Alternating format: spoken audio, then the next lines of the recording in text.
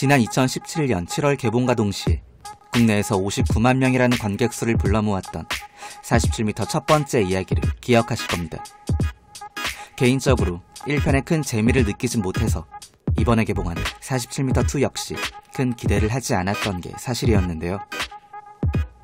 영화 47m2는 물에 잠긴 고대 마야의 수중도시 시발바를 향해 짜릿한 동굴 다이빙에 나선 미아와 친구들에게 예기치 못한 사고가 일어나게 되면서 일어나는 공포를 그리고 있습니다.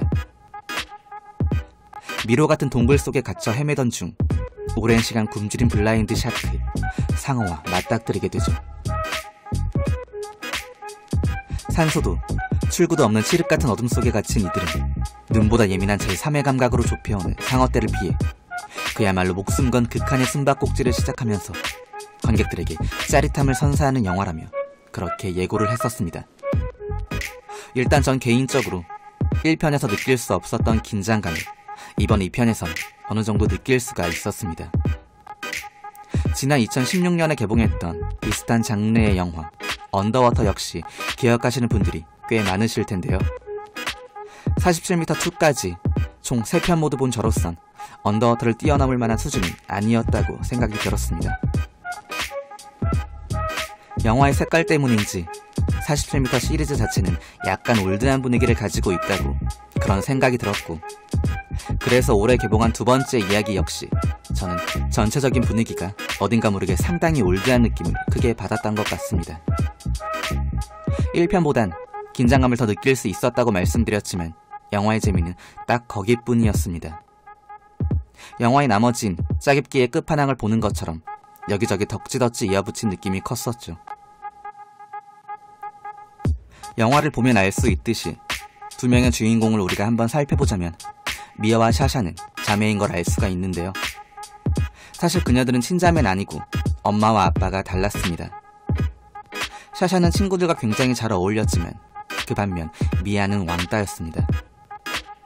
매일같이 괴롭힘을 당하는 게 일쑤였던 미아. 학교에서 괴롭힘을 당해도 눈 하나 깜빡하지 않던 샤샤가 어느 날 갑자기 미아에게 자신의 친구들과 함께 놀러가자며 제안을 했던 것. 이 설정부터가 너무 억지스럽고 영화 속에서 굳이 넣었어야 했나 이겁니다. 전체적인 이야기의 흐름이나 분위기를 놓고 보면 미아의 캐릭터가 굳이 왕따일 필요가 없었거든요. 차라리 샤샤와 사이가 안 좋았던 것으로 이야기를 이어갔다면 훨씬 더 깔끔했을 텐데 하는 아쉬움도 남습니다. 하지만 문제는 캐릭터의 설정뿐만은 아니었다는 건데요. 광고는 어쩔 수가 없는 것이겠지만 지프사의 랭글러 등장이 또 다른 문제가 아니었나라고 볼 수가 있겠네요. 영화의 초반에 나오는 아버지의 차량이 지프의 랭글러였고 친구들과 타고 갔던 차량 역시 똑같은 지프의 랭글러였습니다.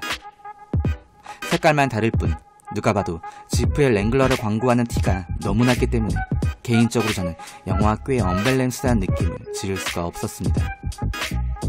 두 번밖에 나오지 않지만 영화 약간 맞지 않은 느낌이어서 보는 내내 불편함을 많이 느꼈던 것 같고요. 4명의 소녀들이 동굴에 갇히게 되면서 본격적으로 그녀들에게 닥치는 공포는 나름 볼만합니다. 깜짝깜짝 놀라는 장면이 몇 번 있는데 억지로 놀라게 하는 장면이 아니어서 전 이 부분은 1편보다 마음에 들었던 것 같습니다. 하지만 장점은 이게 전부입니다. 그리고 가장 큰 단점은 영화의 제목 47m를 단연 꼽을 수가 있겠는데요. 1편은 심해 47m까지 추락한다는 설정 때문에 제목이 맞아 떨어졌지만 이번에 개봉한 영화 47m2는 전혀 다른 이야기를 보여주고 있다는 겁니다. 심해 47m에서 일어나는 이야기가 전혀 아니라는 것. 제목은 분명 47m2이지만 동굴에 갇힌 이야기를 그리고 있다는 겁니다. 감독이 1편에 대한 오마주가 상당히 강했다고 하는데요. 제목과 전혀 상관없는 이야기에 47m2를 갖다 붙인 건 어쩌면 관객에 대한 기만이라고도 생각됩니다. 영화는 그렇다고 1편과 이어지는 것도 아닙니다.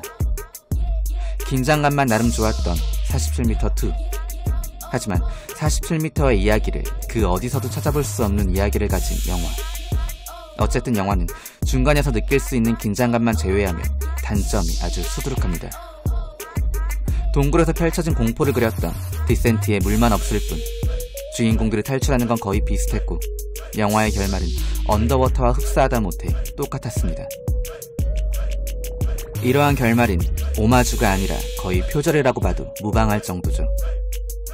그런 상어에 물리고 또 물려도 생존하게 된 건 영화이기 때문에 충분히 가능하다고 믿지만 적어도 다른 이야기를 다룬 결말로 다뤘어야 했다는 것이 관객에 대한 예의가 아닐까 생각됩니다. 고구마를 100개 먹은 캐릭터는 47m2에도 여전히 존재하고 그 캐릭터 하나 때문에 이런 사달이 났으니 평소에 답답한 인물로 시작되는 그런 공포 이야기를 가진 영화를 선호하지 않는다면 또 한 번 아쉬움을 크게 느낄 수 있을 것 같습니다. 리뷰를 마치려고 하니 긴장감은 2편이 났지만 결국은 1편이 낫다는 것으로 인정을 해야 할 것 같네요. 47m 따위는 전혀 보여주지도 않을 뿐더러 제목을 모르고 봤더라면 이 영화가 과연 47m2였는지 전혀 몰랐을 영화. 47m의 무임승차한 영화 47m였습니다.